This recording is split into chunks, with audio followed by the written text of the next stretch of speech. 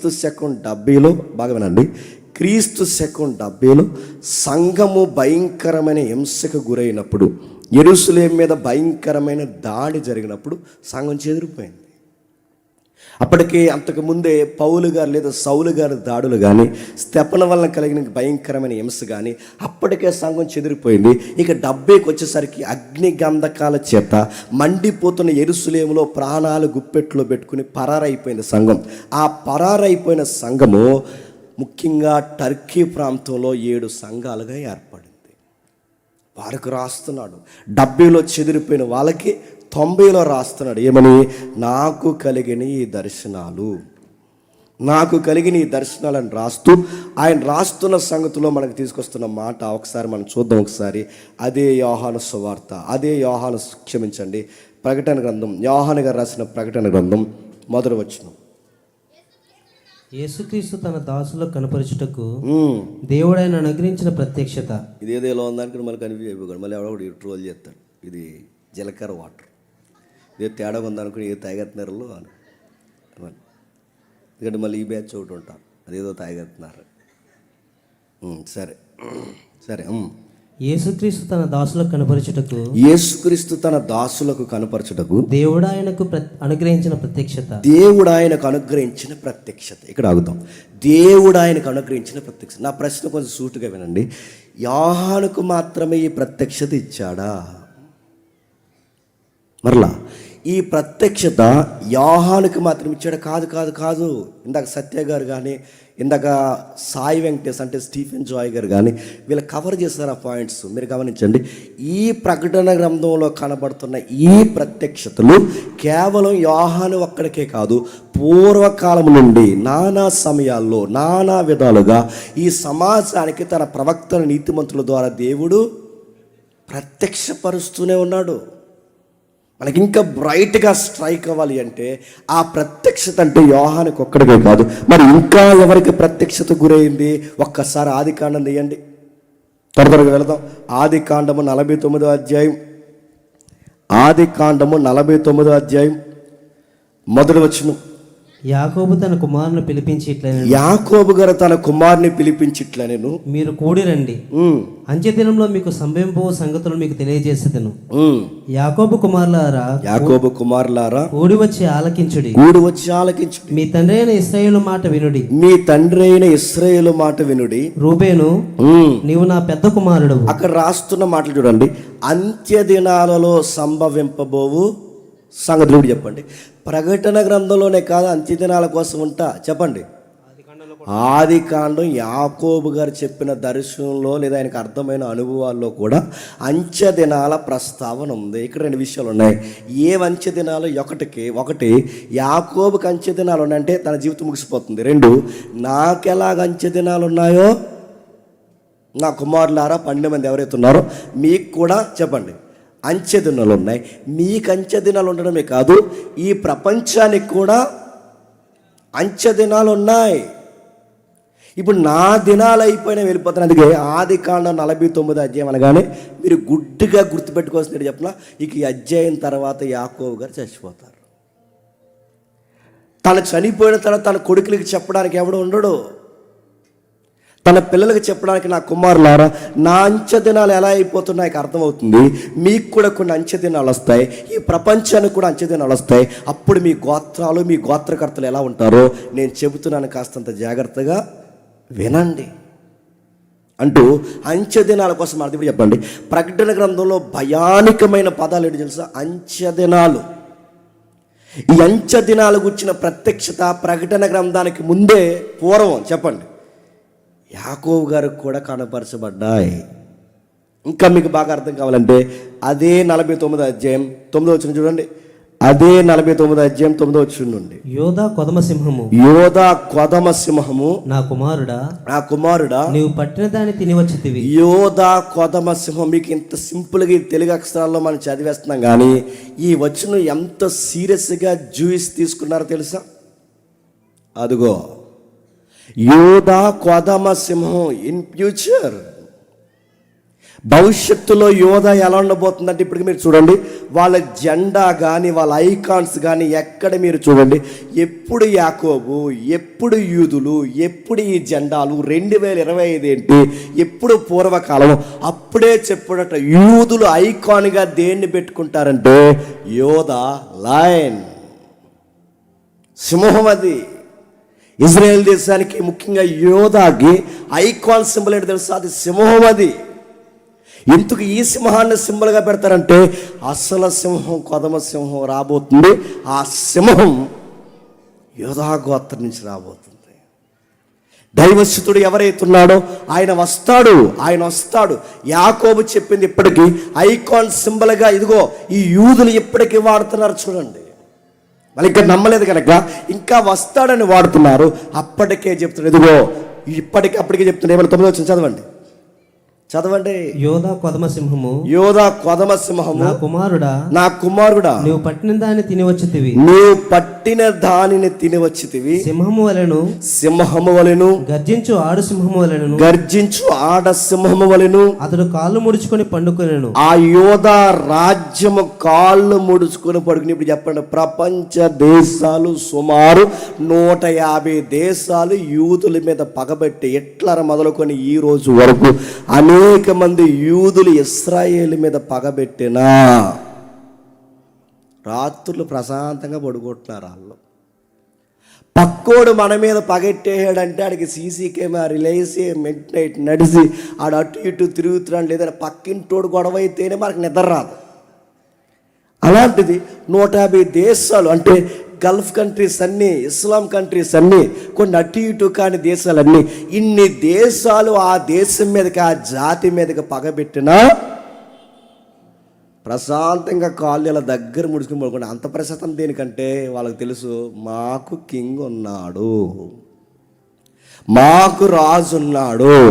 ఆ రాజు ప్రత్యక్షపరచబడి మా జాతిని కట్టి మమ్మల్ని స్థిరపరిచి బలపరిచేంత వరకు, ఆ రాజుని మేము మా కళ్ళతో చూసే వరకు మా జాతి ఎంట్రీకి కూడా చెప్పండి ఎవడో రాల్చలేడు. అంత ప్రశాంతత వాళ్ళకి. పక్కన లింగుమని ఒక దేశం పగడితేనే మనకు నిద్ర రావట్లేదు. ఆడుగు తోడు మళ్ళీ ఈ పొట్టోడు పగెట్టాడు మన మీద. ఈ పొట్టోడు చెప్పండి, చైనా పీస్, ఆడు పగెట్టాడు. ఈ 2 దేశాలకి మనకు నిద్ర వస్తుందా? మన దేశ జనాభా ఎంత చెప్పండి? ఇప్పుడు ఎంత ప్రజెంట్ లెక్కల ప్రకారం 100, సరిగా చెప్పండి, లైవ్లో సి అంటారు. ఎంత? 100 తెలదు మీకు, 130 అబో. ఓకే, ఈ 130 కోట్ల పైన ముందు చైనా ఉండేది, ఇప్పుడు చెప్పండి ఇండియా మొదటి స్థానంలోకి వచ్చింది. అందుకే మళ్ళీ సూత్రాలు చెప్తున్నారు ఏమనంటే, 3 వద్దు, 2 ముద్దు, 2 వద్దు చెప్పండి, 1 ముద్దు. ఇంక నెక్స్ట్ స్లోగన్ ఏంటి చెప్పిన, ఇంకా ఆడీడి ఎవడొద్దు, నీకు నువ్వు నాకు నేను ముద్దు. ఎందుకే పిల్ల ఇవన్నీ మనం గొడవలు, ఆ స్లోగన్స్ వస్తాయి. ఎందుకంటే జనాభా ఎక్కువైపోతే దేశం ఎక్కడేస్తారండి భూభాగాలు. కానీ గమ్మక్కడి చెప్పిన, ఇంత జనాభా ప్రపంచంలో ఇంత అధిక జనాభా కలిగిన మన దేశం అంటే, మనం ఇలా నడిచెళ్ళిపోతే అణిగిపోయే దేశాలు, మనం ఒక్కసారి కన్నెర చేస్తే అణిగిపోయే పిల్ల దేశాలు ఎవరిని భయపెడుతున్నాయి చెప్పండి? మన దేశాన్ని భయపెడుతున్నాయి. ఒక్క దేశం 2 దేశాలు జత కడితేనే మనకి ఎంత భయం వేస్తే, లింగు 90 నుంచి 1 కోటి మంది జనాభా ఎవరు? ఇశ్రాయేల్. లేదు 90 లక్షల నుంచి 1 కోటి మంది జనాభా. ఎంతమంది జనాభాలో యూదులు ఎంత? చాలా తక్కువ. వీళ్ళందరూ ఇంత ప్రశాంతంగా ఎలా ఉండగలుగుతుంటే యాకోబు చెప్పేస్తున్నాడు ఏమని, వాళ్ళ సింహం ఆడసింహం లాగా చెప్పండి కాళ్ళు ముడుచుకుని ఉంటావు, అతన్ని ఎవరు లేపలేరు. చదవండి ఎవరెవరు చదవండి. అతడు కాళ్ళు ముడుచుకొని పండుకొనెను. నీకు ఏమన్నా జీలకర్ర వాటరు చదవండి. మరి నా గొంతుపోయి నేను చదువుతాడు చదవరు. అతను లేపువాడు ఎవరు? శిలోహు వచ్చే వరకు యోధా యొద్ద నుండి దండము తొలగదు. శిలోహు వచ్చే వరకు అంటే దాని అర్థం ఏంటి చెప్పిన మూలాలు, అతడు వచ్చే వరకు, రాజ్యం వచ్చే వరకు, యోధా ఎంట్రీ కూడా ఎవడు లాగలేడు, యోధాని ఎవడో కడపలేడు. షిలోహు అంటే శాంతి సమాధానపు రాజు, అతడు వచ్చేంత వరకు. అంటే ప్రకటన గ్రంథంలో ప్రత్యక్షపరచబడుతున్న ఈ సంగతులు ఎప్పుడు యాకోబండి అప్పుడే చెప్పేస్తున్నాడు ఈ జనరేషన్ ఎలా ఉంటుందో, ఎండ్ ఆఫ్ ద ఏజ్ అంటే ఈ ప్రపంచం ఎలా అంతమైపోద్దో, అప్పటి వరకు ఈ జాతి ఎలా ఉంటుందో, అప్పటికి అంచె దినాలు కూర్చున్న సంగతులు ఎవరు చెప్తున్నారు చెప్పండి? యాకోబు చెప్పేస్తున్నాడు. అతడు వచ్చేంత వరకు ఏమీ కాదు. ఇంకెవరు చెప్పారు? ఒకసారి సంఖ్యాకాండము 24వ అధ్యాయం, సంఖ్యాకాండం 24వ అధ్యాయం 2వ వచనం.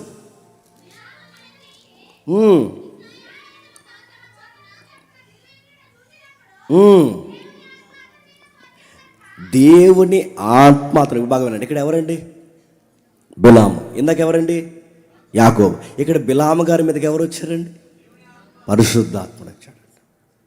పరిశుద్ధాత్ముడు అంటున్నాడట, రాస్తున్నాడు 16వ వచనంలో దేవవాక్యములను వినిన వాని వార్త, దైవవాక్యములను వినిన వాని వార్త, మహోన్నతుని విద్య నెరిగిన వాని వార్త, మహోన్నతుని విద్య నెరిగిన వాని వార్త. అతడు పరవశుడై కన్నులు తెరిచిన వాడు. అతడు పరవశుడై. ఇప్పుడు చెప్పండి, ఈ పదం ఎక్కడో చదివాం, చెప్పాలి. ప్రకటన గ్రంథం. ఈ పదాలు పరవశుడు అనే పదం ప్రకటన గ్రంథంలోనే కాదు, పరవశులైన వారు అంతకుముందు పూర్వకాలం భక్తులు కూడా ఉన్నారు. యాకోబు దర్శనాల్లో చూశాడు, యోసేపు కలల్లో చూశాడు, ఇప్పుడు మనకి మరలా కనబడుతున్నాడు. పరవశుడైన బిలాము మనకు కనబడుతున్నాడు. ప్రకటన గ్రంథానికి ప్రత్యేకమైన స్థానం ఇచ్చి దాన్ని చూసి భయపడిపోకండి. ఈ ప్రకటన గ్రంథంలోని గంభీరమైన సంగతులు ప్రకటన గ్రంథానికి ముందే పాత నిబంధనలు కూడా ఉన్నాయి. ఆ పుస్తకాలన్నిటి మీద మనకు అవగాహన ఉంటే చాలా ఈజీగా అర్థమయ్యే పుస్తకమే ప్రకటన గ్రంథం. ఆ బొమ్మలు, ఆ సింబాలిక్ లాంగ్వేజ్ వీటన్నిటిని చూసి ఇది ఏదో పుస్తకం, ఇది మనం చదవకూడదని దాన్ని బేతాల పుస్తకంలో చూడకండి. దేవుడు గుర్తుపెట్టుకోండి, బైబిల్లో ఏదైనా చదువుతున్నప్పుడు మనకు అర్థం కాకూడదని దేవుడు ఏది రాయించలేదు, మనకు అర్థం అవ్వాలనే. ఇది మర్మగర్భంగా ఉండిపోవాలని దేవుడు ఏం రాజలేదు, మనకు అర్థం అవ్వాలనే. ఎవరికి అర్థమవుద్ది? ఆ వాక్యాలు ధ్యానించి, ఆ వాక్యాలు పాటించి, నేను కూడా యోహానుతో పాటు సహదాసునే అని ఎవడైతే ఈ ధన్యతను స్వీకరిస్తాడో వారికి ఈ సంగతులు అర్థం అవుతాయి. ఇప్పటికిప్పుడు కలెక్టర్ గారికి కానీ, ఇప్పటికి ఒక పోలీస్ ఎస్పీకి కానీ, ఇప్పుడు జిల్లా ఎవరైతే క్షమించండి, ఇప్పుడైతే మండల అధికారి, తహసీల్దార్, ఎంఆర్ఓ గారికి కానీ, ఎంబీబీఎస్ డాక్టర్ కానీ, ఇప్పటికిప్పుడు ఈ బైబిల్ ఇచ్చి ఇప్పుడు మనం చదివిన వాక్యాన్ని 8 సార్లు దీన్ని డీకోడ్ చేసి మాకు చెప్పండి అంటే వాళ్ళు చెబుతారా? కలెక్టర్ గారు తెలుస్తాయి ఈ సంగతులు? ఎస్పీని చెప్పమని ఈ సంగతులు చెప్తారా? తహసీల్దార్, ఎంఆర్ఓ చెప్పమని చెప్తారా? వీళ్ళకి చెప్పలేరు. ఎందుకు చెప్తున్నా? ఆ సంగతులు అందరికీ అర్థం కావు. లోకాధికారులకి అవి అర్థం కావు. మరి ఎవరికి అర్థమవుతున్నాయి? తన దాసులకు కనపరచుటకు, తన ఇష్టమైన పిల్లలకు కనపరచుటకు పూర్వకాలం నుంచి తనను తాను బయలుపరుచుకుంటూనే వచ్చాడు. యాకోబు బయలుపరుచుకున్నాడు. యాకోబుకి ఇప్పుడు బిలాముతో అంటున్నాడు చూడండి, ఏమని? 16వ వచనంలో దేవవాక్కులు వినిన వాని వార్త, దేవవాక్కులు వినిన వాని వార్త, మహోన్నతుని విద్య నెరిగిన వాని వార్త, మహోన్నతుని విద్య నెరిగిన వాని వార్త. అతడు పరవశుడై కన్నులు తెరిచిన వాడై, అతడు పరవశుడై కన్నులు తెరిచిన వాడై సర్వశక్తిని దర్శనం పొందెను. ఆయన చూచున్నాను గాని ప్రస్తుతం ఉన్నట్టు కాదు. ఇప్పుడు చూడండి, నేను చూస్తున్న పరవశుడైన నేను. చాలా జాగ్రత్తగా మీకు రెఫరెన్స్ కనబడుతున్నాయా? మీ దగ్గర బైబిల్ని ఆ డిస్ప్లే కూడా చూస్తున్నాను. నేను పరవశున్నై, నేను చూస్తున్నాను. ఇప్పుడు బాగా వినండి, 3D లైవ్ అనేది బాగా వినాలి. ఈ 3D లైవ్ అనేది యోహానుకే కాదు, చెప్పండి, బిలాము గారికి కూడా పూర్వం దేవుడు లైవ్ ఇచ్చాడు. అప్పుడు చూస్తున్నాడట. చూస్తున్నాను కానీ ఆయన చూచున్నాను గాని సమీపం ఉన్నట్టు కాదు. నేను చూస్తున్నాను గాని సమీపం ఉన్నట్టు కాదు. నక్షత్రము యాకోబులో ఉదయించును, నక్షత్రము యాకోబులో ఉదయించును, రాజదండం ఇశ్రాయేలు నుండి లేచి, రాజదండము ఇశ్రాయేలు నుండి లేచి. చెప్పండి, నేను చూస్తున్నాను, నాకు కొన్ని విషయాలు కనబడుతున్నాయి. నాకు 3Dలో నాకు కనబడుతుంది, 3 డైమెన్షన్లో నాకు కనబడుతుంది. ఈ కనబడుతున్న సంగతులు ఇప్పుడు ప్రస్తుతానికి ఇప్పుడు జరుగుతున్నట్టు నాకు కనబడట్లేదు, కానీ చాలా దూరం. అంటే ఇప్పుడు బిలాము గారికి మనకి ఎంతకాలం అండి? 3000 సంవత్సరాల లోపు. సుమారు 3000 సంవత్సరాల క్రితం, అంటే సుమారు 3000 సంవత్సరాల క్రితం ఇప్పుడు ఏం జరగబోతుంది అంచెదనాల్లో అప్పుడే లైవ్ చూశాడట. మొదటి రాకల్లో ఎలా రాబోతున్నాడో ఆ సమీపాన్ని ఉన్న ఆయన్ని చూసాడంటే, ఇప్పుడు నేను చూస్తున్న ఆయన నాకు సమీపాన్ని ఉన్నట్టు కాదు, కానీ ఒక ఆయన ఉన్నాడు, ఆయన యోధ నుంచి రాబోతున్నాడు, ఆయన కొదమ సింహంలా రాబోతున్నాడు, ఆయన నక్షత్రంలా రాబోతున్నాడు. ఈ వస్తున్నవాడు ఇప్పుడు నా జనరేషన్లో వస్తాడు అన్నను కానీ, నా తరంలో వస్తున్నాడు అన్నను కానీ మొత్తం మీద వస్తున్నాడు. అది ఎప్పుడు వస్తున్నాడంటే చాలా దూరాన్ని రాబోతుంది. ఎన్ని సంవత్సరాలు? అక్కడ బిలాము నుంచి మనం వేసుకుంటే సుమారు ఒక 2000 సంవత్సరాల తర్వాత, అక్కడి నుంచి క్షమించండి, అక్కడి నుంచి మనం వేసుకుంటే అక్కడి నుంచి మనకి 3000 సంవత్సరాల తర్వాత అటు ఇటుగా. మీకు అర్థమవుతుందా? అప్పటికి సంగతులు రాసేశారు వాళ్ళు. సమీపమునున్నట్టు నక్షత్రము చెప్పండి యాకోబులో ఉదయించును. కిందికి ఆ మైక్ చదువుతున్న ఆయన ఎవరో తెలియదు కానీ కొంచెం స్పీడ్గా, నువ్వు నాకన్నా జీలకర్ర వాటర్లో చదవకూడదు. అది మోయాబు ప్రాంతంలో కొట్టును, అది కలహ వీరులందరినీ నాశనం చేయను. Very good. ఆ ఫ్లో మెయింటైన్ చేయి. ఎక్కడున్నాడు?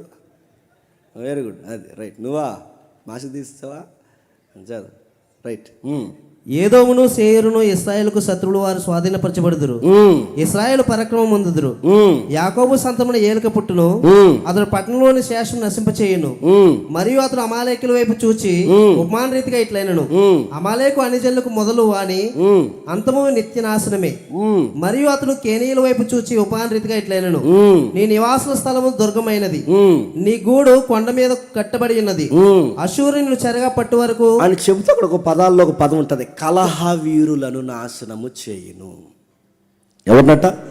కలహ వీరులను నాశనం చేయను. ఎవరు? యోధ నుంచి వస్తాదే ఆ సింహం, యోధ నుంచి వస్తాదే ఆ నక్షత్రం, ఆ వచ్చిన ఆయన ఉన్నాడే ఆయన చేయబోయేది తెలుసా? కలహ వీరులను ఉంది అక్కడ. కలహ వీరులను నాశనం చేయడంటే ఇప్పుడు బాగుండండి, కలహ వీరులను అంటే తన శత్రువులను నాశనం చేస్తారు. ఇప్పుడు చెప్పండి, ఈ శత్రువులను నాశనం చేసే పాయింట్ ఎప్పుడు జరుగుద్దండి? అదే చెప్పండి. ఇప్పుడు రెండవ రాకడ. ఇప్పుడు చెప్పండి, ఈ ప్రిఫరెన్స్లో ఈ ప్రవచనంలో 2 ఉన్నాయి. ఒకటి మొదటి రాకడ ప్రస్తావన ఉంది, చెప్పండి. రెండవ రాకడ ప్రస్తావన ఉంది. రెండవ రాకడ ప్రస్తావన అంటే కలహ వీరులను నాశనం చేయను, యోధాలో నక్షత్రం పుట్టును. ఇది మొదటి రాకడ. యోధా నుంచి కొదమ సింహం వచ్చును, ఇది మొదటి రాకడ. ఈ వచ్చిన సింహము నక్షత్రము వచ్చిన వారిని కలహ వీరులను అంటే శత్రువుల్ని నాశనం చేస్తుంది. ఎప్పుడు? రెండవ రాకడ. అంటే దర్శనంలో యాకోబు గారు ఈ సంగతులు రాయక ముందే యాకోబు రాస్తున్నాడు, యాకోబు చెబుతున్నాడు, బిలాము చెబుతున్నాడు. వీళ్ళందరూ ఆ రోజు ఆ సంగతులను చెప్తున్నాడు.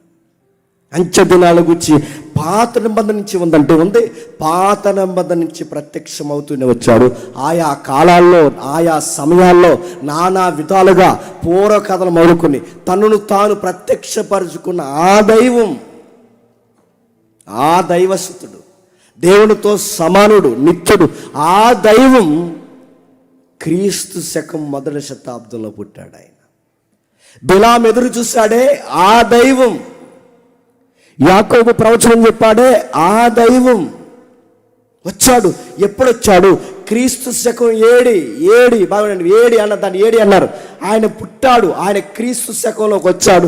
ఆయన్ని 7గా కొలిచారు. 7 అంటే హెనోడానమీ అంటే in the year of the lord. In the year of the lord అంటే ఏంటి అడుగుతాను? ప్రభు మనతో ఉన్న సంవత్సరం. ఇప్పుడు జనవరి 2025, ఇప్పుడు 26, 2026, 2026 7, 2026 7 అంటే చెప్పాలి. 2026 7 అంటే in the year of the lord అంటే ప్రభు నాకు 2026లో కూడా నాతో పాటు ఉన్నాడు. కొంతమంది గజకరణ గోకరణలు తయారైపోయేవాటినారంటే ఇలా అంటున్నారు, యేసు ప్రభు పుట్టిక ఆధారాలు లేవు, డేట్ ఉంటే చెప్పండి అంటే in the year of the lord, in the year of the lord ప్రభు నాతో ఉన్న సంవత్సరం. నీ సంవత్సరం ఏంటో నీకు తెలియాలన్నా ఆ లార్డ్ ఉన్నాడన్న సంగతి నీకు తెలియాలి. ఏడి ఆఫ్టర్ డెత్ అంటారు, కాదు ఆఫ్టర్ డెత్ కాదు, ప్రభు మనతో ఉన్న సంవత్సరం. ఆ టైంలో వచ్చాడు. యాకోబు కనబడినవాడు, బిలాముకు కనబడినవాడు. ఈ కాలాల మధ్యకు వచ్చాడు. కాలాన్ని రెండుగా విభజించేశాడు. సశరీరుడుగా, కృపాసత్య సంపూర్ణుడుగా ఈ కాలంలోకి వచ్చి కాలాన్ని రెండు భాగాలుగా విడదీసి క్రీస్తు పూర్వం, క్రీస్తు శకం, క్రీస్తుకు ముందు, క్రీస్తు తర్వాత.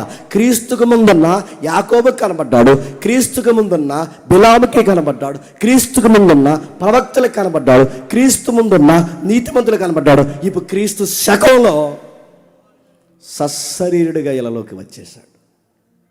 ప్రత్యక్షపరుచుకున్నాడు ఆ మర్మము, ఆ నక్షత్రము, ఆ ఎవరైతున్నారో lord, in the year of the lord అంటున్నారు. ఎవరు లార్డ్ అంటే? ఈ మధ్య ఈ పదం కాపీ కొట్టారు చాలామంది, మీరు గమనిస్తున్నారు లేవో. లార్డ్ అనే పదం లార్డ్ కృష్ణ, కృష్ణ లార్డ్ రామ, చెప్పండి లార్డ్ హల్లా నడుతున్నారు. ఈ పదం పూర్వం నుంచి ఎవరికి వాడారు? రిలీజన్ సెక్టార్లో నేను చెప్తున్నా. రిలీజన్ సెక్టార్లో ఈ పదాన్ని ఎవరికి ఆపాదించారు? లార్డ్ అంటే ఎవరు? లార్డ్ కృష్ణ కాదు, లార్డ్ రామ కాదు, లార్డ్ అల్లా కాదు. ఈ నాతో ఉన్న ఈ ప్రభు ఎవరు? నజరేయుడైన యేసు. నజరేతులో పుట్టాడే ఆ యేసు ఈ సంవత్సరం 2026 కూడా నాతో ఉంటాడు. ఈయన గురించి ఎన్ని ప్రవచనాల పూర్వం నుంచి చెప్పుకొచ్చాడు. ఒకసారి కీర్తన గ్రంథం, త్వరగా కీర్తన గ్రంథం, ఈ వచనాలన్నీ మీరు జాగ్రత్తగా రాసుకోండి. కీర్తన గ్రంథం మొదటి 2 వచనాలు చూద్దాం ఒకసారి. కీర్తన గ్రంథం మొదటి 2 వచనాలు, 2వ అధ్యాయం మొదటి 2 వచనాలు.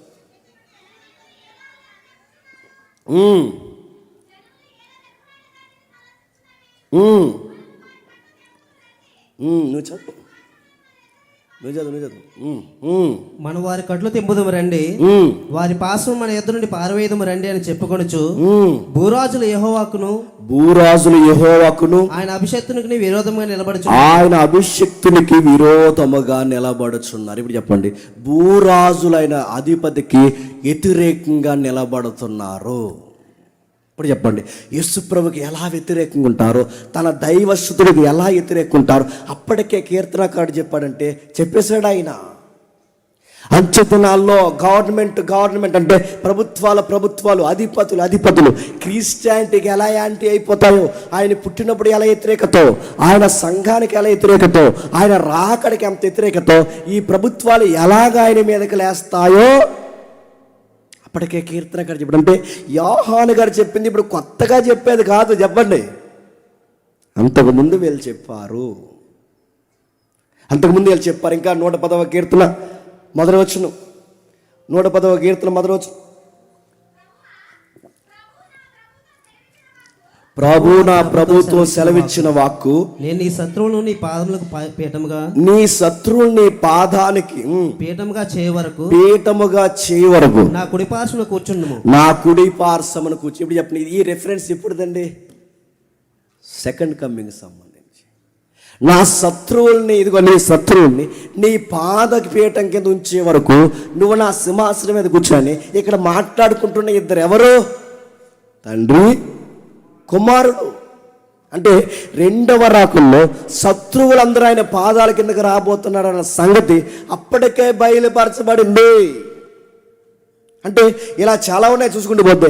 యెషయా చెప్పాడు, యెరెమీయా చెప్పాడు, యెహెజ్కేలు చెప్పాడు, మోసే చెప్పాడు, యోవేలు చెప్పాడు, మలాకీ చెప్పాడు, జకరియా చెప్పాడు. 1-2 ఆ విలాప వాక్యాల్లో కూడా దేవుని యొక్క ఓదార్పు ఎలా ఉంటుందో చెప్పాడు. దానియేలు గారు చెప్పారు, అనేక మంది నీతిమంతులు చెప్పారు. 1-2 కాదు, ఎందరో ఈ సంగతులు చెప్పారు. ఏ సంగతులు చెప్పారు? యోహాను గారు చెప్తున్న రాకడ గడియలకు వచ్చిన సంగతుల ముందే చెప్పండి ఈ భక్తులందరూ చెప్పారు. ఇంకా ఎవరు చెప్పారు? కొంచెం త్వరగా ఈ సందర్భంలోకి మనం వెళ్ళిపోదాం. దానియేలు గ్రంథము 7వ అధ్యాయం. దానియేలు గ్రంథం ఈ స్కెల్టన్ అంత అర్థమైతే కానీ మనకు అర్థం కాదు ఏంటి చెప్పండి. అది మాకు డైరెక్ట్గా సింహం ఏంటో చెప్పంటే కుదరదు. ఉన్న 666 కూడా ఏంటంటే అవ్వదు. ఇవన్నీ మనకు తెలిస్తేనే చెప్పండి అవగాహన మనకు ఉంటుంది. ఓకే, దానియేలు గ్రంథం 7వ అధ్యాయం మొదటి 2 వచనాలు. బబులోను రాజు బెల్సాసరు యొక్క బబులోను రాజు బెల్షస్సరు యొక్క పరిపాలనలో మొదటి సంవత్సరం దానియేలుకు దర్శనములు కలిగి మొదటి సంవత్సరం దానియేలుకి దర్శనము కలిగెను. అతడు తన పడక మీద పరుండి ఒక కలగని ఆ కల సంగతిని సంక్షేపంగా వివరించి రాసెను. దానియేలు వివరించి చెప్పినదేమనగా రాత్రి దర్శనము కలిగినప్పుడు నేను తేరి చూచుండగా ఆకాశపు నలుదిక్కుల నుండి సముద్రం మీద గాలి విసిరిట నాకు కనబడెను. ఇప్పుడు చెప్పండి, నేను దర్శనమందు చూస్తుండగా నాకు 3 డైమెన్షన్లో కొన్ని విషయాలు చెప్పండి కనబడుతుంది. అంటే ఇప్పుడు యోహాను గారు రాస్తున్న ఈ సంగతులు ఆ తరంలో ఆయా ప్రభుత్వాల గురించి ఆ పరిపాలన గురించి కూడా యోహాను గారి కన్నా ముందే దానియేలు గారు చెబుతున్నారు. గ్రీకు సామ్రాజ్యం ఎలా ఫామ్ అవుతుందో చెప్పాడు, రోమన్స్ ఎలా వస్తారో చెప్పాడు, అంతకుముందు బాబిలోనియన్స్ ఎలా ఉంటారో చెప్పాడు, ఆ మధ్యస్థులు వచ్చిన మెడోఫెర్సిన్స్ వారు ఎలా ఉంటాడో చెప్పాడు, దేవుడు తన రాజ్యాన్ని ఎలా స్థాపించబోతున్నాడు చెప్పాడు. 1, 2 అనేక సంగతులు ఉటంకిస్తూనే వచ్చాడు. ఆయన అంటున్నాడు, నేను కూడా కొన్ని విషయాలు చూశాను. నేను కూడా అంటే యోహాను గారి కన్నా చెప్పండి ముందు యాకోబు చూశాడు, బిలాము చూశాడు, ఇప్పుడు దానియేలు చూస్తున్నాడు. చూసి 25 వచనంలో ఏమంటున్నాడు చూడండి. అది 7వ అధ్యాయం 25వ వచనంలో రాజు మహోన్నతునికి విరోధంగా మాట్లాడుచు ఆ జనరేషన్ రాజు ఒకడు వస్తాడు, వాడిని కొన్ని షరతుల్లో ఆడికి ఇట్టిన పదం ఏంటంటే బీస్ట్ అన్నారు. ప్రకటన గ్రంథంలో ఎక్కువ మనకు కనపడుతుంది. బీస్ట్ అంటే మృగం, ఒక క్రూర మృగం. మీరు క్రూరమృగంగానే మీరు ఏదో ఊహించుకోకండి. ఒక రాజుల్ని, ప్రభుత్వాల్ని, ఆ రోజు క్రూరమైన ప్రభుత్వాల్ని మృగంతో పోల్చారు. దాన్ని బీస్ట్ అంట. ఈ బీస్ట్ దేని గుర్తు, ఈ మృగం దేని గుర్తు అంటే కనబడిన ఒక బీస్ట్ ఉంది. అసలోడు వాడేవాడు సాతానుగాడు. మన కళ్ళ ముందు కనబడుతుంది ఏదైనా తోటలో పామే కానీ అర్థం అవడానికి, సర్పమే కానీ సర్పం వెనకాల ఉన్నది ఎవడు చెప్పండి, వాడు అసలు బీస్ట్. సంసోను దగ్గర దెలీలా కనబడుతుంది కానీ దెలీలా వెనకాల ఉన్నది ఎవరు చెప్పండి, ఆడు అసలు మృగం. అంటే సీన్లో ఒకరు ఉన్నారు, సీన్ వెనకాల మరొకరు ఉంటున్నారు. ఇస్కరియోతు యోధా బయటికి ట్రెజరీ మెంబర్లా కనబడ్డాడు కానీ ఆ ట్రెజరీ మెంబర్ వెనకాలే ఉన్నది ఎవరు చెప్పండి, బీస్ట్.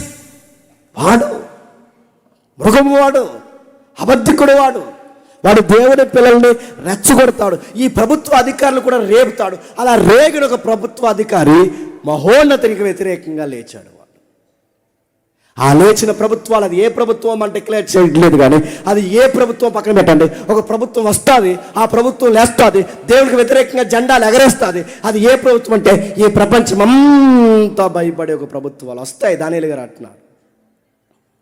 ఆ టైంలో ఏం జరుగుద్దట చదవండి. ఆ రాజు మహోన్నతునికి విరోధంగా మాట్లాడుచు మహోన్నతుని భక్తుల్ని నలగొట్టును. అతడు పండుగ కాలంలో న్యాయ పద్ధతులను నివారణ చేయబోను. వాడు పండగలను ఆపేస్తాడు. మన రాజమండ్రిలో హిస్టరీ క్లాసులు చెప్పాం, 18 తరగతులు. ఎంతమంది విన్నారో విన్న వాళ్ళకి అర్థమవుతుంది. పండగలు ఆపేసిన ప్రభుత్వాలు ఏంటి, ఆ రాజుగాడి పేరేంటి, వాడు ఎలా బిహేవ్ చేస్తాడు, యెరూషలేములో దైద్రపు బలులు బలిపీఠాలు ఎలా కట్టిస్తాడు, ఈ పనులన్నీ ఎలా చేస్తారు, ఈ ప్రభుత్వానికి రాబోతున్న ప్రభుత్వం ఎలా లింక్ అయి ఉంది, ఈ అంచె దినాలకి అప్పుడు జరిగిన సంగతులకి ఈ ప్రకటన దానికి ఎంత ఇంటర్నల్ లింక్ ఉందో అక్కడ ఆలోచించాం. ఒకవేళ మీకు అర్థం కాకపోతే దేవుడు మీకు అర్థమయ్యే జ్ఞానం దయచేయడు కాక. ఆమెనంటే ఏంటి, అది ఆమెనంటే చెప్పిన చెప్తాను. ఇందులో ఉంది ప్రకటన గ్రంథంలో, ఆమెననువాడు సత్యవంతుడు నమ్మదగినవాడు. ఆమెనంటే చెప్పిన మీకు ఇంట్రెస్ట్ జస్ట్. ఆమెనంటే ఏంటంటే ఇది నిజమే అని. ఏది మాకు అర్థం అవ్వలేదు చెప్పండి, ఇది నిజమే అని. ఆమెనంటే జరుగుగాక కాదు, నిజంగా మాకు అర్థం అవ్వలేదు, మాకు అర్థమయ్యేలాగా జరుగును గాక. అది ఆమెనంటే. ఆమెనంటే తథాస్తు అనుకుంటారు మీరు. సరే, ఏదైతే ఉందో చూడండి. దానియేలు గ్రంథంలో మాట్లాడుతూ ఆ 20 వచనంలో 2 మాటలు ఉన్నాయి, మంచి మాటలు చదువుదాం. అతని అధికారం నశింపజేయటకును నిర్మూలన చేయుటకును తీర్పు విధింపబడును గనుక అది కొట్టివేయబడును. ఆకాశమంతటి క్రిందనున్న రాజ్యమును అధికారమును రాజ్య మహత్యమును మహోన్నతుని పరిశుద్ధులకు చెందును. ఆయన రాజ్యము నిత్యము నిలుచును. మహోన్నతుని పరిశుద్ధులు చెందినప్పుడు చెప్పండి, ఆయనకు ఒక రాజ్యం ఉంది, ఆ రాజ్యం నిలబడతాది, ఆ రాజ్యాన్ని పట్టుకుంటాడు, ఆ రాజ్యంలో ఉన్న వారు పరిశుద్ధులు, ఆయన రాజ్యం వాళ్ళకి చెందుతుంది, ఆ రాజ్యము నిత్యము. ఇప్పుడు చెప్పండి, ఆయన పరిశుద్ధులు, ఆయన రాజ్యము నిత్యము ఎప్పటికీ ఉంటుంది. ఈ ప్రవచనాలు చదువుతుంటే మీకు ఏం గుర్తొస్తుందండి? మరియమ్మకి గాబ్రియల్ చెప్పాడే, చెప్పండి, ఆ ప్రవచనం గుర్తొస్తుంది. సర్వోన్నతుడైన దేవుని కుమారుని గర్భాన్ని పుట్టి యోధా గోత్రం నుంచి సింహంగా వచ్చి దావీదు సింహాసనం మీద కూర్చొని తన రాజ్యాన్ని, దేవుని రాజ్యాన్ని నిత్యము పరిపాలిస్తాడు, అది యుగయుగాలు నిలుస్తాదన్న ఈ మాట, ఈ వచనం చదువుతుంటే మీకు గుర్తు రావట్లేదు? అంటే అప్పటికే ఈ సంగతులు బోధింపడ్డాయంటే అప్పటికే ఈ సంగతులు బోధింపబడ్డాయి. ఇంకా ఎక్కడ త్వరగా పేతురు రాసిన రెండో పత్రిక 27 వచ్చిన చదివారు. ఇందులో 27 వచ్చిన చదివి దానియేలు గ్రంథం 7వ అధ్యాయం 27 వచ్చిన చదివారా? చదివి పేతురు రాసిన రెండో పత్రిక 3వ అధ్యాయం, పేతురు రాసిన రెండో పత్రిక 3వ అధ్యాయం 3వ వచనం నుండి. పరిశుద్ధ ప్రవక్తల చేత పూర్వమందు పలుకబడిన మాటలను ప్రభువైన రక్షకుడు మీ అపోస్తల ద్వారా ఇచ్చిన ఆజ్ఞను మీరు జ్ఞాపకం చేసుకుని వెళ్ళను. విషయమును మీకు జ్ఞాపకం చేసి నిర్మూలమైన మీ మనస్సులను రేపుచున్నాను. అంచెదినంలో అపాసకులు అపహసించు వచ్చి. అంచెదినాలు ఇప్పుడు చెప్పండి, మీకు ఏమర్థం అవుతుందండి? యాకోబు చెప్పాడు, చెప్పండి. బిలాన్ చెప్పాడు, చెప్పండి. దానియేలు చెప్పాడు, చెప్పండి. మన కొన్ని విషయాలు టచ్ చేయట్లేదు. యెషయా చెప్పాడు, యెరెమీయా చెప్పాడు, యెహెజ్కేలు చెప్పాడు, మోసే చెప్పాడు, యోవేలు చెప్పాడు, మలాకి చెప్పాడు. ఇప్పుడు పేతురు గారు చెప్తున్నారు అంచె దినాలు. చెప్పండి. తమ స్వకీయ దురాశల చొప్పున నడుచుకొనుచు. అంచె దినాల్లో ఉన్న పబ్లిక్ సొసైటీ ఎలా ఉంటుందంటే స్వకీయమైన దురాశలతో పెట్టరేగిపోతుంది. ఆయన రాకను కూర్చున్న వాగ్దానం ఏమాయను? పితరులు నిద్రించినది మొదలుకొని సమస్తము సృష్టి ఆరంభం నుంచి ఉన్నట్టే ఉన్నది అని చెప్పుదరని మొదట మీరు తెలుసుకొనవలెను. వాళ్ళు ఏమంటారట? సృష్టి ఆరంభం నుంచి ఉన్నట్టే ఉంది, ఆయన రాకడొచ్చి పంచభూతాలను నిక్కటమైన యాంత్రంతో లయం చేసేస్తానన్నాడు, అంచె దినాలు ఇది జరుగుతుంది అన్నాడు. మన పితరుల కాలం నుంచి ఇప్పటివరకు భూమి అలాగే ఉంది, ఆకాశం అలా ఉంది, నక్షత్రాలు అలానే ఉన్నాయి. ఇవన్నీ అలాగే ఉంటే ఇంకా నాశనం అవట్లేదట అని ఏ జనరేషన్ అడుగుతుందట? అంచె దినాలు అంటే అప్పటి నుంచే ప్రారంభమయ్యాయి, ఇప్పుడు మరీ ఎక్కువైపోయాయి. ఇప్పుడు ఇంటర్వ్యూల్లో అడుగుతున్నారు, మీరు చూస్తున్నారు లేదో, మన క్రైస్తవ పాస్టర్లు కొంతమంది ఇంటర్వ్యూల్లో కూర్చుంటే ఆ దైవజనులను అడుగుతున్న మాట ఏంటో తెలుసా? మీ యేసు ప్రభు 2000 సంవత్సరాల క్రితం వస్తా అన్నాడుగా, ఇంకా రాలేదేంటి? ఇలా అడుగుతారు దిక్కుమాల ఇంటర్వ్యూలో అని చెప్పండి. ఈ దిక్కుమాల ఇంటర్వ్యూలో ఇలా అడుగుతారని ముందే ఎవరు చెప్తున్నారు చెప్పండి? పేతురు గారు చెప్తున్నారు. బయట వాళ్ళు అడగడమే కాదు, పాత నిబంధన చదువుకున్న ఈ యూదులు అడుగుతారు, ఇశ్రాయేలు అడుగుతారు. ఏమని? మన పితరుల దగ్గర నుంచి భూమి అలాగ ఉంది, నీరు అలాగ ఉంది, ఆకాశం అలా ఉంది, ఇలా అడుగుతారు. రాకడ ఇంకా జరగట్లేదని అడుగుతారు. ఆ అడిగే వాళ్ళకి బుద్ధి లేని మాటలు అడుగుతున్నారు కనుక వాళ్ళకి చెప్పాల్సింది ఏంటంటే, ఆ భూమిని కలగజేసిన వాడు, నీరుని కలగజేసిన వాడే ఉన్నవాడే మళ్ళీ వస్తాడన్న సంగతి అలా బుద్ధిపూర్వకంగా మర్చిపోతారు. ఈ భూమి ఎలా వచ్చిందో మర్చిపోయారు వాళ్ళు, ఆ నీరు ఎలా వచ్చిందో మర్చిపోయేవారు. సృష్టిని తయారు చేసిన వాడు మాట ఇచ్చాడంటే ఖచ్చితంగా నెరవేరుతుందని బుద్ధిపూర్వకంగా మర్చిపోవాలి అంటారట. ఏమని? ఎప్పుడు రాకడ జరుగుద్ది అంటారంట. పేతురు గారు కూడా చెప్తున్నారు. ఇంకెవరు చెప్తున్నారు? మీరు ఇంటికి వెళ్ళి చదవండి. 1 దెస్సలోనిక పత్రిక 4వ అధ్యాయం 16వ వచనంలో పౌలు గారు చెప్తారు. మీరు ఇంటికి వెళ్ళి చదవండి. యాకోబు పత్రిక 4వ అధ్యాయం 13వ వచనంలో యాకోబు గారు చెప్తారు. యాకోబు గారు ఖడ్గం చేత నరికి వేయబడిన యోహాను సోదరుడు ప్రకటన గ్రంథం రాశాడుగా. ఈ ప్రకటన గ్రంథం రాసిన సహోదరుడే, అంటే యోహాను గారి యొక్క సహోదరుడే యాకోబు పత్రిక. ఆ యాకోబు కూడా చెప్పాడు ఏమని? అంచె దినాలు. యోధా కూడా చెప్పాడు ఏమని? ఒకసారి యోధా పత్రిక 1వ అధ్యాయం, ఒకే ఒక అధ్యాయం, యోధా పత్రిక 1వ అధ్యాయం 6-7 వచనాలు చదవండి. మరియు తమ ప్రధానత్వం నిలుపుకొనక తమ నివాస స్థలమును విడిచి దేవదూతలను మహాదినమున జరుగు తీర్పు వరకు కటిక చీకటిలో నిత్య పాశములతో ఆయన బంధించి భద్రము చేసెను. ఆ ప్రకారంగానే సొదమ గొమొర్రాలను వాటి చుట్టుపట్లనున్న పట్టణములను వీరి వలనే వ్యభిచారము చేయొచ్చు పరశరీరానుసారులైనందున నిత్యాగ్ని దండన అనుభవించుచు దృష్టాంతముగా ఉంచబడెను. అటువలనే మీరును కలలు కనుచు శరీరమును అపవిత్రపరచుకొనుచు ప్రభుత్వమును నిరాకరించుచు మహాత్ములను దూషించు ఉన్నారు. అక్కడ ఒక మాట ఉంటుంది, మీ ఇంటికి వెళ్ళిన చదవండి. తన వేవేల పరిశుద్ధ పరివారంతో ప్రభు త్వరలోనే 15 వచనం త్వరలోనే రాబోతున్నాడు. దీన్ని ఏమంటారు? రాకడ. ఇప్పుడు నేను ముగిస్తున్నాను త్వరగా ఈ సందర్భాన్ని. పాత నిబంధన యాకోబు చెప్తున్నారు, బిలాము గారు చెప్తున్నారు, ఆ పూర్వం ఉన్న కీర్తనకారులు చెప్తున్నారు, యెషయా చెప్తున్నాడు, యెరెమీయా చెప్తున్నాడు, యేవేలు చెప్తున్నాడు, దానియేలు చెప్తున్నాడు, పేతురు చెప్తున్నాడు, పౌలు చెప్తున్నాడు, యాకోబు చెప్పాడు, యోధా చెప్తున్నాడు, ఇప్పుడు చివరన యోహాను చెప్తున్నాడు. వాళ్ళు ఆల్రెడీ చెప్పారు. ఆ చెప్పిన సంగతులు ఇప్పుడు చివరిలో చెప్పండి యోహాను గారు చెప్తున్నారు. ఆ యోహాను గారు చెప్పిన సంగతే చెప్పండి ప్రకటన గ్రంథం. ఆ మాటలు అర్థమవుతున్నాయా? అంటే ఇప్పుడు కొత్తగా ఏం చెప్పేది, ఇప్పుడు కొత్తగా చెప్తాను కాదు, అంతకు ముందు నుంచి ఏం చెప్పడం చెప్పండి ప్రారంభించాడు. ఇప్పుడు మొదటి అధ్యాయం మొదటి వచనం చూడండి. ప్రకటన గ్రంథం మొదటి అధ్యాయం మొదటి వచనం త్వరగా. యేసుక్రీస్తు తన దాసులు కనపరచుటకు యేసుక్రీస్తు తన దాసులకు కనపరచుటకు దేవుడు ఆయనకు అనుగ్రహించిన ప్రత్యక్షత. దేవుడు ఆయనకు అనుగ్రహించిన ప్రత్యక్షత. ప్రత్యక్షత అన్న దానికి మరొక మీనింగ్ ఉంది. ప్రత్యక్షత అంటే తెలుసా? ముసుగు తీయుట అని అర్థం. అంటే మనకు కనబడ్డాను కొన్ని సంగతులు ముసుగు తొలగించుట. ప్రత్యక్షత అంటే ముసుగు తొలగించుట అని అర్థం. ఆ ముసుగు తొలగించి 3D పిక్చర్లో లైవ్ షో యోహాను గారికి చూపిస్తుంటే ఆయన చూస్తున్నాడు. మూడోచుల్లో ఈ ప్రవచన వాక్యాలు ఎవడైతే చదువుతాడో, ఎవడైతే వింటాడో వాడు ధన్యులు. వీటిని విని వాటిని ధ్యానించిన ఎవరైనా, అది యోహానైనా నువ్వైనా నేనైనా చెప్పండి ధన్యులం. ఆ చూపిస్తున్న దూత ఏం చేస్తుంది?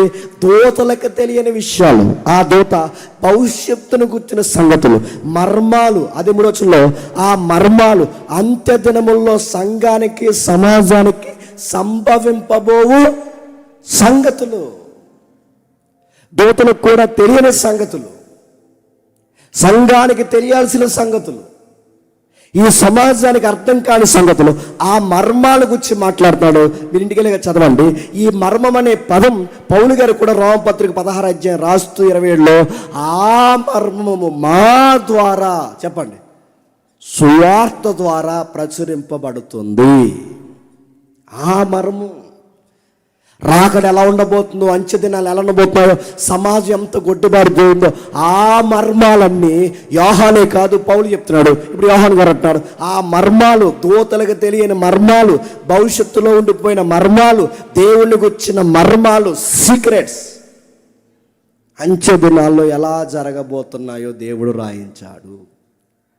మనం ఈ ప్రకటన గ్రంథాన్ని స్టడీ చేయం కానీ న్యూస్లో ఎవడో ప్రోగ్రాం పెట్టాడట. ఏమని? 30 minutes అని, ఇంకా ఏమని మర్మం అని, ఇంకా ఏమని రహస్యం అని. వాళ్ళు ఏదో ఒక డాక్యుమెంటరీలో తయారు చేస్తారు. నాస్ట్రోడామస్ ఏమన్నాడు? ఇంటికి టీకి రమ్మన్నాడా? ఏమన్నాడు? అడుగుతాను. నాస్ట్రోడామస్ ఏమన్నాడు చెప్తాడా అని అడుగుతాను. నాస్ట్రోడామస్ ఏమన్నా చెప్తారా? ఆ కళ్ళు పోయిన ఆవిడ ఉంటుంది, ఆవిడ పేరు ఎవరు? వంగ ఎవరు చెప్పు వెళ్దా? ఎందుకు మరి నన్ను ఇరిగించావు? వంగబాబా. Very good, వంగబాబా. ఆవిడేదో చెప్పిందంటారు. మన తెలుగులో ఆయన పేరు పీఠాధిపతి బ్రహ్మంగారు చెప్పారు. అవైనా ఇట్లా కానీ అడుగుతారు. వాళ్ళు చెప్పినవి అవి మర్మాలు, ఏం జరుగుతాయి అవి చెప్పారు. వాళ్ళు చెప్పారని ఆ మీడియా వాడు ఏదో ఒక డాక్యుమెంట్ తయారు చేసి అది వేస్తే అవునా ఇలా జరిగిందా, నాస్ట్రోడామస్ ఇలా చెప్పాడా, వంగాబాబా ఇలా చెప్పిందా, ఈ బాబా గారు ఎలా చెప్పారా, ఇదిగో బ్రహ్మంగారు ఎలా చెప్పారు, ఇవెట్నా నీ తలకాయ నడుపుతున్నాను. అది కాదు, అసలు ఎలా జరుగుద్దో అన్నిటినీ స్పష్టంగా రాయించింది ఎక్కడ చెప్పండి? ప్రకటన గ్రంథంలో ఉంది. మన స్పష్టంగా అవి చదువు, అవి గ్రహించు. జరగబోయే సంగతులన్నీ ఓపెన్ అయిపోయాయి. ఆయన సార్వభౌమాధికారంలో ఉన్న సంగతులు తప్ప సమాజానికి సంఘానికి కావలసిన సంగతులన్నీ బయటకు వచ్చాయి. ఆ 3వ వచనం అంటున్నాడు సమయము సమీపించుచున్నది. 2000 సంవత్సరాలకే సమీపిస్తే ఇప్పుడు దీన్ని ఏమనాలి చెప్పండి? మరింత సమీపంలో ఉన్నాం. 7వ వచనం, అది మొదటి అధ్యాయం 4వ వచనం. యోహాను ఆసియాలో ఉన్న 7 సంఘములకు యోహాను ఆసియాలో ఉన్న 7 సంఘాలకి శుభమని చెప్పి రాయినది వర్తమాన భూత భవిష్యత్ కాలంలో వర్తమాన భూత భవిష్యత్తు కాలాలలో ఉన్నవాని నుండి ఆయన సింహాసనం ఎదురున్న 7 ఆత్మల నుండి. బాగుండండి. ఎవరికి రాస్తున్నాడు? 4వ వచనంలో యోహాను ఏలయనగా యోహాను చదువుతాడు. యోహాను ఆసియాలో ఉన్న 7 సంఘములకు యోహాను ఆసియాలో ఉన్న 7 సంఘాలకి శుభమని చెప్పి రాయినది. 7 సంఘాలు ఒకసారి జాగ్రఫికల్ గా మనం చూపిద్దాం. ఒకసారి 7 సంఘాలకి శుభమని చెప్పి రాయినది. అప్పుడు యోహాను గారు ఎక్కడున్నారు? పద్మాసు దీపంలో ఉన్నారు. ఆ 7 సంఘాలకి శుభమని చెప్పారు. అంటే ఆయన నిలబడిన దీపం అంటే ఎలీజియం సముద్రం నుంచి మెడిటేరియన్ సీలో కలిసిపోయి ఉంటుంది. ఆ 1600 దీపాలు సుమారు గ్రీకుల ఆధీనంలో 1100 నుంచి 1600 దీపాల వాళ్ళ స్వాధీనంలో ఉంటే అందులో ఒక దీపం అది. ఆ దీపం పేరు పద్మాస్. ఆ పద్మాసు దీపంలో ఆయన ఎఫెసీ సంఘానికి లెటర్ రాసి పంపించాలంటే అప్పటికి ఎఫెసీ సంఘానికి ఆయనకున్న దూరం ఎంత? 100. ఇప్పుడు 100గా యాగంగా వెళ్ళిపోదామంటే ఆ 100 కిలోమీటర్ల మధ్యలో ఏముంది చెప్పండి? సగం సముద్రమే ఉంది. ఇప్పుడు ఇక్కడున్న ఆయన సంఘాలకి రాస్తున్నాడు. 7 సంఘాలకి శుభమని చెప్పి రాయినది ఏమనగా, ఏ 7 సంఘాలకి? అక్కడ కనబడుతున్నాయి టర్కీ ఏరియాలో క్రీస్తు సంఘం అంటే క్రీస్తు శకం 70 తర్వాత చెదిరిపోయిన సంఘం అంటే యెరూషలేములో ఉన్న సంఘం చెదిరిపోయిన తర్వాత 7 సంఘాలుగా ఫామ్ అయితే ఆ ఏరియా ఇప్పుడు ప్రజెంట్ జాగ్రఫికల్గా ఇప్పుడు మనకి మ్యాప్లో ఇప్పుడు గూగుల్ పరంగా మనం చూస్తే టర్కీ ఏరియాలో ఉన్నాయి. జాగ్రఫికల్ ఎవిడెన్స్ అది. చాలామంది ప్రకటన గ్రంథాన్ని తప్పుపడతామని మొట్టమొదటి వాళ్ళు రేట్ చేసుకున్న పాయింట్ ఏంటి తెలుసా? నిజంగా ఈ సంఘాలు లేవని మనం ప్రూవ్ చేస్తే ప్రకటన గ్రంథం ఆటోమేటిక్గా తప్పైపోతుందని చెప్పి కొంతమంది మేధావులు ప్రకటన గ్రంథంలో ఉన్న సంఘాలు జాగ్రఫికల్గా లేవని చెప్పి స్టడీ చేస్తే వాళ్ళకి అర్థమైంది ఏంటంటే అవి నిజంగానే టర్కీ ప్రాంతంలో ఉన్నాయని తేలింది. నిజంగా నా గుంపులు ఫామ్ అయ్యాయి, అవి సంఘాలుగా కట్టుబట్టాయి. ఆ ఎఫెసీ అనేది నిజంగా ఉంది, సార్దిస్ నిజంగా ఉంది, ఫిలదెల్ఫియా నిజంగా ఉంది, లవొదికీయ నిజంగా ఉంది, పెర్గము నిజంగా ఉంది. ఇవన్నీ ఉన్నాయి. అదిగో ఆ రాస్తున్న ఆయన నిజంగా పద్మాసు దీపం అన్నాడు. ఆ దీపం ఉందంటే ఎప్పటికీ పద్మాసు దీపం ఒక సిటీగా ఉంది. అరే ఇవన్నీ నిజాలు. అంటే ఈ కనబడుతున్న ప్రాంతాలు, పేర్లు, పట్టణాలు, ఆ భౌగోళిక సాక్ష్య ఇవన్నీ నిజమైతే ప్రకటన గ్రంథంలో ఉన్న సంగతులు కూడా నిజమే.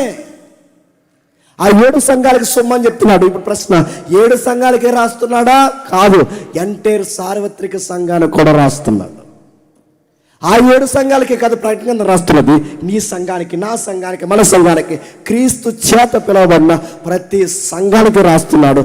ఆ రాస్తున్నాడు ఇలా పరిచయం చేస్తున్నాడు. ఏమని? 4వ వచనం స్పీడ్గా చదువు. యోహాను ఆసియాలో ఉన్న 7 సంఘములకు శుభమని చెప్పు రాయినది వర్తమాన భూత భవిష్యత్ కాలంలో ఉన్నవాని నుండి ఆయన సింహాసనం ఎదురున్న 7 ఆత్మల నుండి నమ్మకమైన సాక్షియు మృతుల నుండి ఆది సంబుద్ధిగా లేచిన వాడును భూపతులకు అధిపతి అయిన యేసుక్రీస్తు నుండి కృపయో సమాధానం మీకు కలుగును గాక. కృపా సమాధానం మీకు కలుగును గాక అంటే కాంటెక్స్ట్ ఎవరు చెప్పండి? మీకు కలుగును అంటే కాంటెక్స్ట్ ఎవరు చెప్పండి?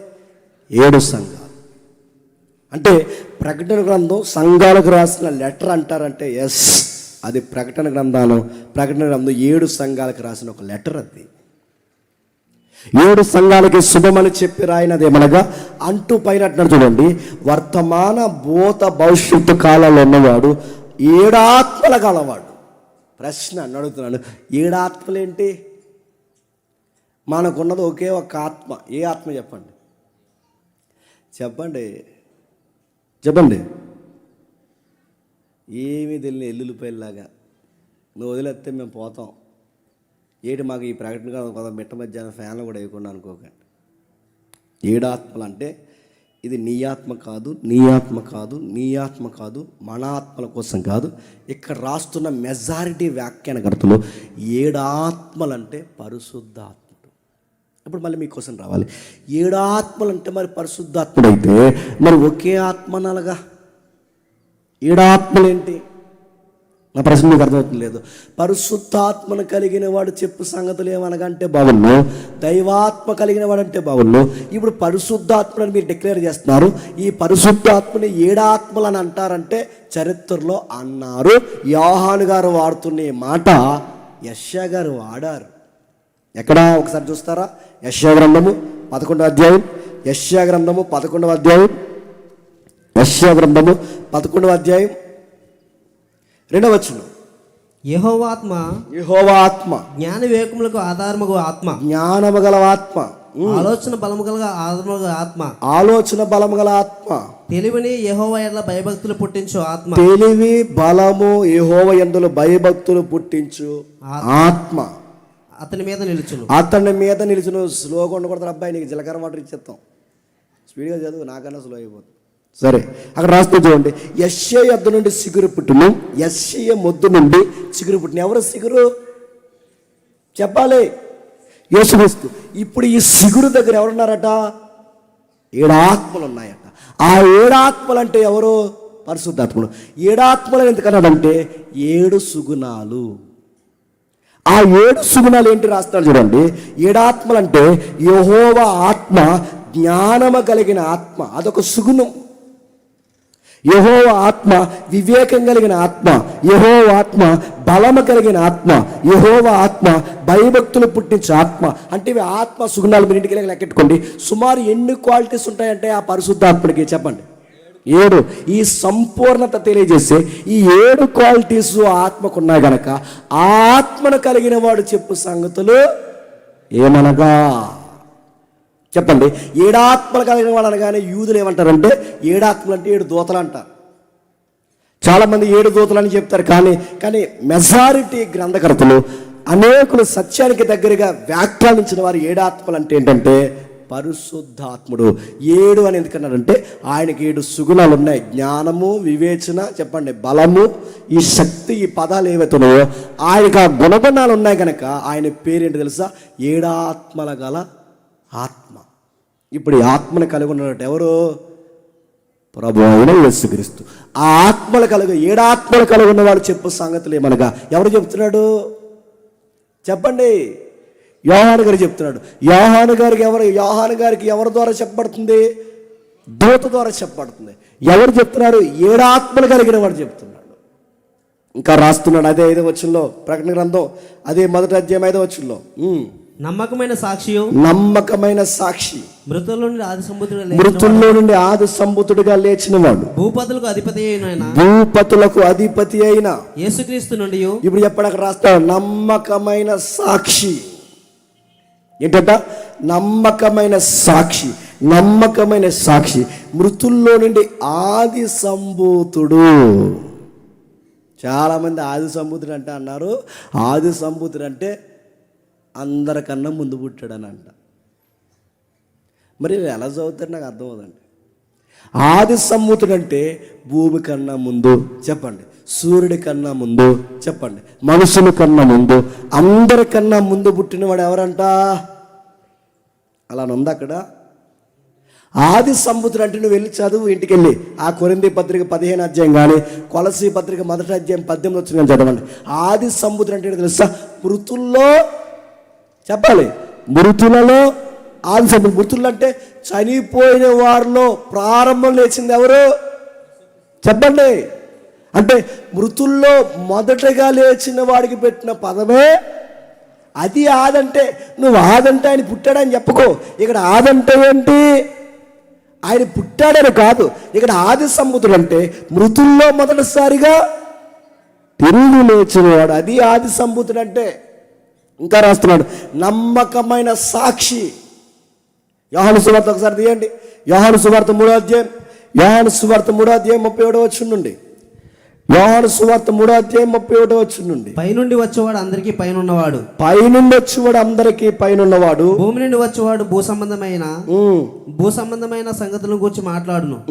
పరలోకం నుండి వచ్చేవాడు అందరికి పైగా నుండి తాను కన్నవాటిని గురించి విన్నవాటిని గురించి సాక్ష్యం ఇచ్చును. ఆయన సాక్ష్యం ఎవడును అంగీకరింపడు. ఆయన సాక్ష్యం అంగీకరించిన వాడు దేవుడు సత్యవంతుడును, మాటకు ముద్ర వేసి ఉన్నాడు. అది ఇప్పుడు చెప్పండి. నమ్మకమైన వాడు, సత్య సాక్షి, ఆయన మాట నమ్మదగినది, ప్రభు అయిన యేసుక్రీస్తు వారు తన తండ్రి గురించి చెప్పడంలో నమ్మకమైన సాక్షి. ఆయన బిరుదులవి. పరిశుద్ధుడు, సత్యవంతుడు, నమ్మకమైన సాక్షి. ఆ ఆది సంభూతుడు అంటే మృతుల్లో నుండి తిరిగి లేచినవాడు. ఆయన భూపతులకు చెప్పండి అధిపతులు, భూపతులకు అధిపతి, రాజులకు రాజు. ఆ ప్రకటన 17-14 రాస్తాడు. ఆ ఫిలిప్పీ 2:9-11 వరకు రాస్తాడు. ఆయన అందరికన్నా పైన ఉన్నవాడు.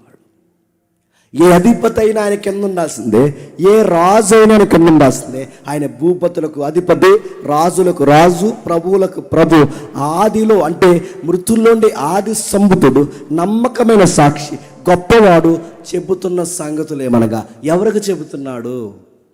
యోహాను అని నాకు చెబుతున్నాడు. నేను ఎవరికి చెబుతున్నాను? ఆయన దాసులకు చెప్తున్నాను. నేను ఎవరికి చెబుతున్నాను? ఆయన సంఘాలకు చెబుతున్నాను. నమ్మం అంటే నేను చెబుతున్న మాటలు యోహాను అనే నేనేదో తన్మయత్రం చెబుతున్న సంగతులు కాదు. నాకు సాక్షాత్ ఎవరు చెబుతున్నారు? మృతుల్లో నుండి తిరిగి లేచిన వాడు చెబుతున్నాడు. సంగమా, ఇది నా మాట కాదు. 7 సంఘాలారా, ఇది నా మాట కాదు. నేను అనుకుని రాస్తున్న మాట కాదు. నేనేదో ఊహించుకుని రాస్తున్న మాట కాదు. నాకు 3 డైమెన్షన్లో కనబడుతున్నాడు. ఆయన మాట్లాడుతున్నాడు. ఆయన మాట్లాడుతున్న మాటలు నాకు దూత వివరిస్తుంది. ఆ మాటలన్నీ నాకు అర్థమవుతున్నాయి. నాకు చెబుతున్న వాడి పేరు నమ్మకమైన సాక్షి. మృతుల్లో నుండి లేచిన వాడు ఆయన మాట్లాడుతున్నాడు. 6వ వచనంలో మనల్ని ప్రేమించుచు తన రక్తం వలన, మనల్ని ప్రేమించుతూ తన రక్తము వలన, మన పాపం నుండి మనల్ని విడిపించిన వాడిని, మన పాపం నుండి మనం విడిపించిన వాడిని, మహిమయు ప్రభావమును, మహిమయు ప్రభావములు యుగ యుగములు కలుగును గాక. యుగ యుగాలు కలుగును గాక. ఆమేన్. ఆమె ఏదో రాస్తున్నది చూడండి. మనలను ప్రేమించి తన రక్తం వలన పాపం నుండి మనం విడిపించిన వానికి మహిమ ప్రభావములు యుగములు కలుగునాక.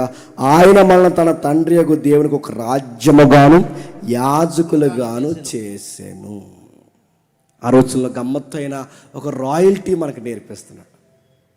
ఆ నమ్మకమైన సాక్షిగా కనబడుతున్న ఆయన, ప్రత్యక్షపరచబడిన ఆయన, ముసుగు తొలగించి నాకు చూపిస్తున్న ఆయన, రక్షకుడు అభిషక్తుడైన వాడు నాకు చెబుతున్న సంగతులు ఆయన, సంఘాలతో ఆ చెబుతున్న మాటలు నమ్మదగిన వాడిని మాట్లాడుతున్న ఆయన నాతో ఏమంటున్నాడంటే, నీకోసం నేను ప్రాణం పెట్టాను అంటున్నాడు. మన కొరకు రక్తం కార్చిన ఆయన ఉన్నాడే, ఆయనే నాతో మాట్లాడుతున్నాడు అన్నాడు.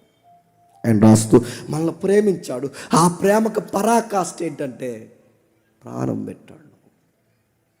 నేను మిమ్మల్ని లవ్ చేస్తున్నాను అనడానికి అది ఎలా చూపిస్తున్నామని ప్రభుని అడిగితే, నేను మిమ్మల్ని ప్రేమిస్తున్నాను అనడానికి ఇదిగో నా రక్తం మీ కొరకు ఏర్లై పారించాను అన్నాడు.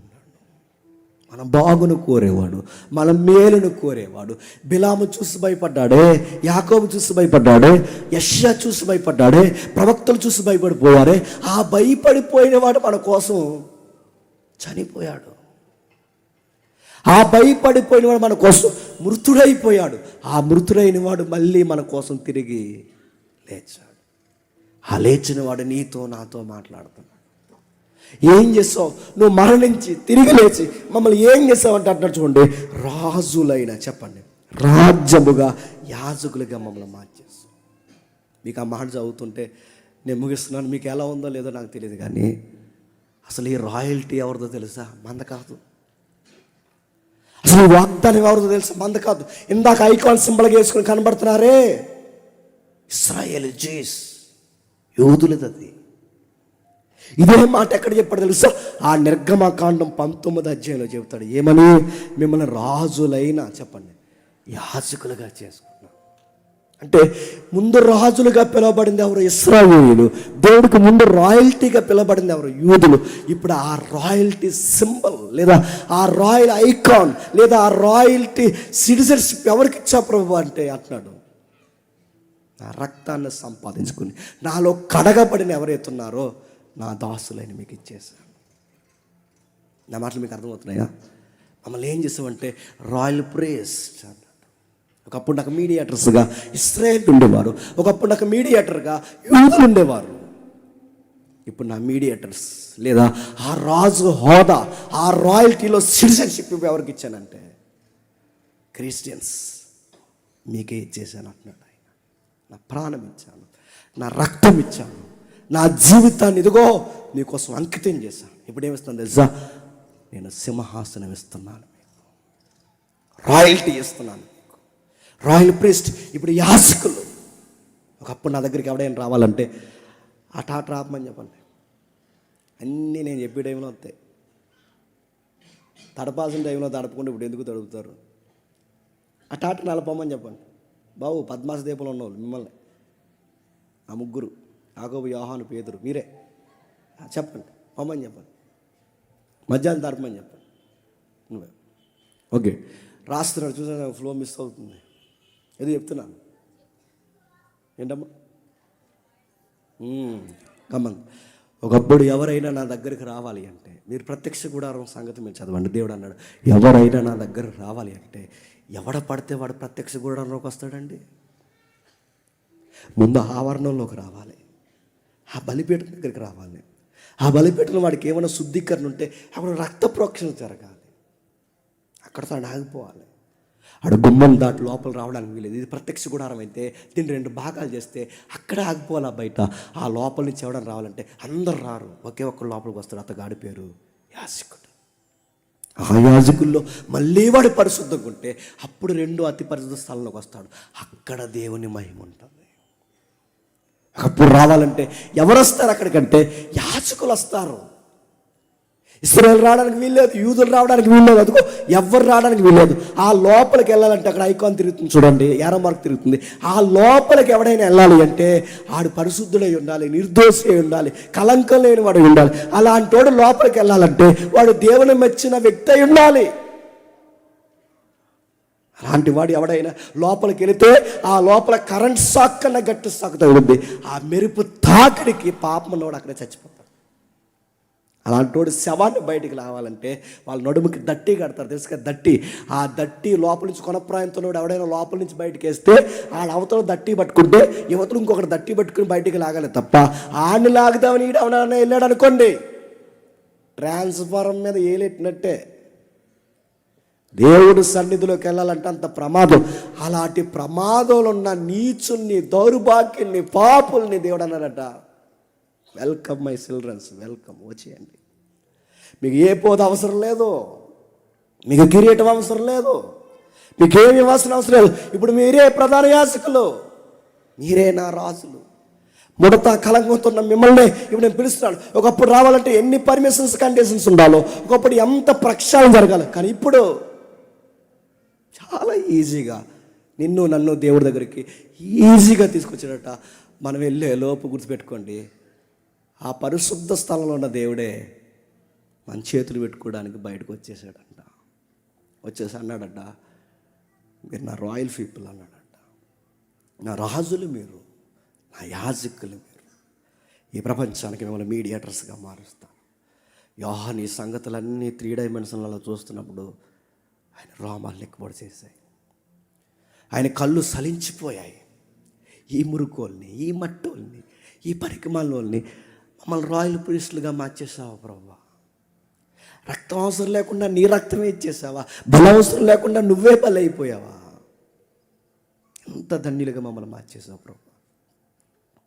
ఈ ప్రకటన గ్రంథంలో యోహాను గారు పులకించిపోయాడు, పరవశుడైపోయాడు, ఆయన ఆశ్చర్యపోయాడు, భయానికి గురయ్యాడు. మాకు ఈ రాయల్టీ హోదాను మాకు ఇచ్చేసావా అని చెబుతున్నాడు. చూడండి, మీకు ఎలా ఉండవచ్చు నాకు తెలియదు, కానీ మన తాతల మంచోళ్ళు కాదు, మన అయ్యల మంచోళ్ళు కాదు, మన అమ్మల మంచోళ్ళు కాదు, మన 4 ఫాదర్స్ ఎవరో దేవుని నమ్మనోళ్ళు కాదు. కానీ ఈరోజు నిన్ను నన్ను దేవుడు ఎంత ఆశీర్వాదకరంగా మార్చాడంటే ఈ 2026లో కూడా కూర్చోబెట్టి తన కుమారుడికి బయలుపరిచిన ప్రత్యక్షతను ఇప్పుడు నీ కళ్ళ ముందుకు తీసుకొచ్చి ఈరోజుకి నీకు నాకు ఆయన అంటున్న మాట ఏంటో తెలుసా? మీరే నా రాయల్ పీపుల్స్ అంటున్నాడు ఆయన. మీరే నా రాజులైన యాజకులు. అంటే మీకు ఎలా ఉందో నాకు తెలియదు, కానీ అహరోను కన్నా గొప్పవాడిని చేశాడు నన్ను. మీకు ఎలా ఉందో నాకు తెలియదు, కానీ దావీదు కన్నా గొప్ప హోదా నీకు నాకు ఇచ్చేసాడు ఆయన. మీకు ఎలా ఉందో నాకు తెలియదు, కానీ ఈ మురుకోడిని నువ్వు లోపలికి రప్పించడమే ప్రమాదం అనుకున్నాను, కానీ నీచుడిని, దౌర్భాగ్యాన్ని, మురుకోడిని నువ్వు ఏకంగా సింహాసనం మీద కూర్చోబెడతానంటున్నావంటే ఎస్, నా కుడి పార్సనం. దేవుని యొక్క లవ్ ఉంది, కవనెంట్ ఉంది. ఆ కవనెంట్లో మనం ఎలా ఉన్నామని చెబుతున్నాడు ఆయన. యోహాను రాస్తున్నాడు, 7వ లేదా అంటున్నాడు చూడండి ఒకసారి. ఇదిగో ఆయన మేఘారుడై వచ్చుచున్నాడు, ఆయన మేఘారుడై వచ్చుచున్నాడు, ప్రతి నేత్రం ఆయన చూచును, ప్రతి నేత్రం ఆయన చూసును, ఆయన పొడిచిన వారును చూచెదరు, ఆయన పొడిచిన వారును చూసెదురు. ఎలా వస్తున్నాడట? ఎలా వస్తున్నాడట? మేఘారుడై. ఇప్పుడు చెప్పండి, యేసుక్రీస్తు అంటే 3 మేకులు పీక్కోలేనుడు కాదు. యేసుక్రీస్తు అంటే అమాయకుడిగా సొంత ప్రజల చేత చనిపోయినాడు కాదు. యేసుక్రీస్తు ఎవరు చెప్పనా? మేఘారుడై. ఆ పదం మీకు ఎలా ఉందో తెలియదు, కానీ దానియేలు చూశాడే, ఒక మహారుద్ధుడు సింహాసనం మీద కూర్చుంటే ఒక మేఘారుడైన ఒక మనుష్య కుమారుడు వస్తున్నాడే, ఆ దానియేలు చూసిన ఆ మేఘారుడైన మనుష్య కుమారుడు.